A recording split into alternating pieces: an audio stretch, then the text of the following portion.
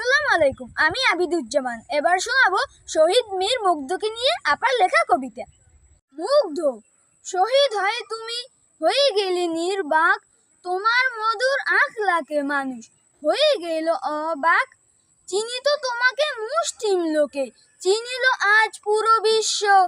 ভুলিতে পারি না প্রতিক্ষণে বাসে পানি খাওয়ানোর ওই দৃশ্য। মানুষের প্রতি এত মমতা, এত ভালোবাসা বুকে, দোয়া করি ভাই জান্নাত মাঝে রাখে যেন খোদা সুখে।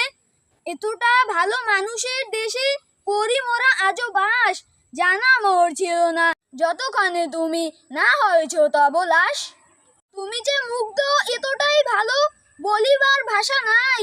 তোমাকে হারিয়ে বুঝতে পেরেছি দেশের খাঁটি সোনা কিছু নাই। হারিয়েছি কিছু খাঁটি সোনা মোরা অস্ত্রগুলির মুখে, তাজা প্রাণগুলি কিভাবে ঝরিল হৃদয় খানি মরে যায় তার শোকে। তোমার ত্যাগের নজির দেখে প্রজন্মের যেন তোমারই মতো হইবার সাধ জাগে। দেশের যে কোনো বিপদকালে থাকে যেন ওরা আগে।